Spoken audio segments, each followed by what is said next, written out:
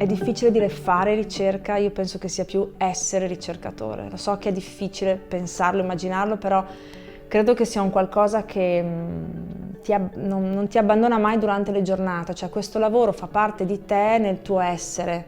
Mi è sempre piaciuto approfondire le varie tematiche, non fermarmi, diciamo, alla prima lettura delle cose, e quindi sicuramente anche la curiosità. Per me è collegata sicuramente al concetto di curiosità, al non accontentarsi di quello che c'è e che puoi studiare su un concetto, ma anche metterci del tuo, provare a vedere se puoi in qualche modo scoprire cose nuove. Quando ricevetti il mio primo computer da bambino, la prima cosa che andai a fare fu quella di aprirlo per vedere come funzionasse all'interno.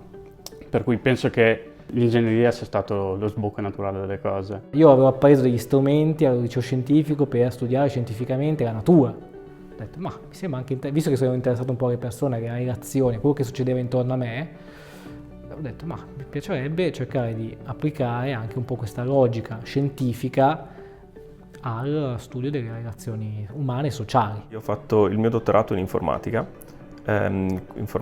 metodi predittivi, statistica, non legato alla questione biologica, però alla fine del mio dottorato ho voluto cambiare un attimo impostazione e cercare grossi problemi nell'ambito delle scienze della vita che potessero intrigarmi e che potessero essere risolti con metodi più o meno legati al mio background.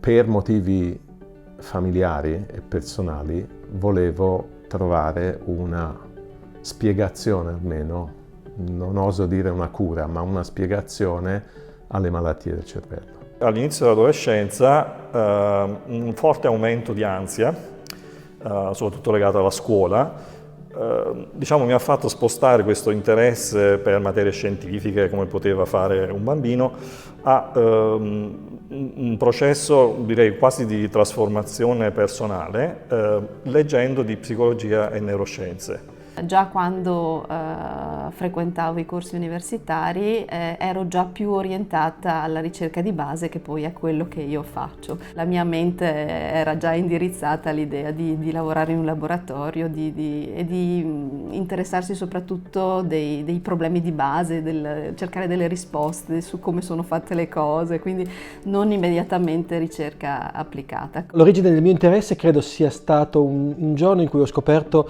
delle poesie medievali in un'antologia che ho trovato nella biblioteca pubblica. Mi sono chiesto quale strano mondo aveva prodotto quelle strane poesie, e da lì mi sono detto sempre, mi piacerebbe occuparmi un giorno di Medioevo, e di fatto poi, quando ero studente, poi mi sono laureato su questioni medievali, ho poi fatto per 15-20 anni in sostanza il medievista. La ricerca è una cosa che ti permette di metterci del tuo, cioè la parte bella del mio lavoro è il fatto che quando guardo quello che faccio a volte mi rivedo.